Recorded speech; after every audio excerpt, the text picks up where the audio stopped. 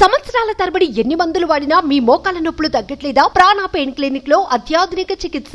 ఎప్పుడెప్పుడా ఎదురు చూస్తున్న ఎమ్మెల్సీ కవితకు బెయిల్ లభించింది. ఢిల్లీ లిక్కర్ స్కామ్ లో ఆమెకు భారీ ఊరట లభించింది.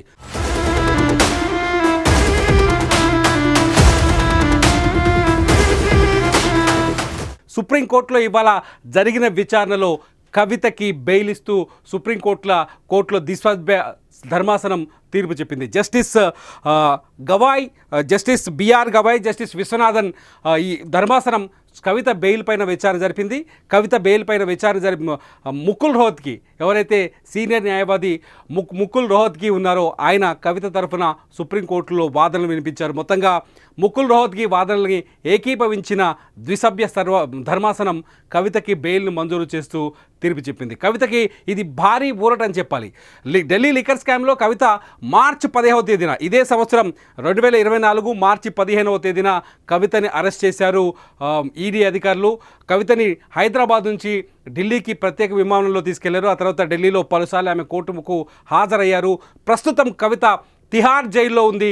తిహార్ జైల్లోనే ఆమె కొన్నిసార్లు జైల్లోంచి ఆమెని వీడియో కాన్ఫరెన్స్ ద్వారా కోర్టుకు హాజరుపరిచారు. మొత్తంగా కవిత బెయిల్ కోసం సాగిన బీఆర్ఎస్ నేతలు చేసిన పోరాటం మొత్తానికి ఫలించింది.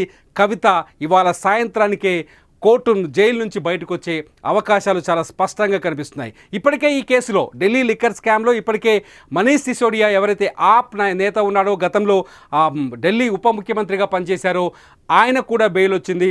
అనేక మందికి ఇప్పటికే నలుగురికి ఈ కేసులో ఆరోపణలు ఎదుర్కొంటున్న నలుగురు నిందితులకి ఈ కేసులో బెయిల్ మంజూరైంది. తాజాగా కవిత ఈ కేసులో మొత్తానికి సౌత్ గ్రూప్ నుంచి కవిత చాలా కీలకమైన వ్యక్తి అని, కవితనే మొత్తం వ్యవహారాన్ని నడిపించారని, ఢిల్లీ లిక్కర్ పాలసీ రూపొందించడంలో కవిత పాత్ర ఉందని ఈడీ, సిబిఐ ఇద్దరు ఆరోపణలు చేశారు. అంతేకాదు ఈ ఢిల్లీ లిక్కర్ స్కామ్లో దాదాపు 100 కోట్ల రూపాయలు చేతులు మారాయని, వివిధ మార్గాల ద్వారా హవాలా ద్వారా ఈ డబ్బుని ఢిల్లీలో పరిపాలిస్తున్న, ఢిల్లీలో అధికారంలో ఉన్న ఆమ్ ఆద్మీ పార్టీకి చేర్చారని, ఇందులో ఆమ్ ఆద్మీ పార్టీ అధినేత కేజ్రీవాల్ కూడా ఇందులో నిందితులుగా ఉన్నారు. కేజ్రీవాల్ కూడా ప్రస్తుతం జైల్లోనూ, కేజ్రీవాల్ కూడా అరెస్ట్ అయ్యారు. మొత్తానికి ఢిల్లీ లిక్కర్ స్కామ్లో కవితకి ఊరట లభించింది. కవిత ఢిల్లీ లిక్కర్ స్కామ్లో ప్రస్తుతానికి జైలు నుంచి బయటకు రాబోతున్నారు. తిహార్ జైల్లో ఇంతకాలం ఉన్న కవిత ఆ ఊచల బయటికి రాబోతున్నారు. కవిత మొత్తంగా 100 కోట్ల ముడుపులపై ఇవాళ బెయిల్లో కూడా 100 కోట్ల ముడుపులపై విచారణ జరిగింది. ముకుల్ రోహత్కి కోర్టు ముందు చాలా స్పష్టంగా వాదించారు. కవిత ఒక ఎమ్మెల్సీ, ఈ దేశం విడిచి పారిపోవడం కానీ ఎక్కడికైనా బయటికి వెళ్ళే అవకాశం లేదు అని చెప్పారు.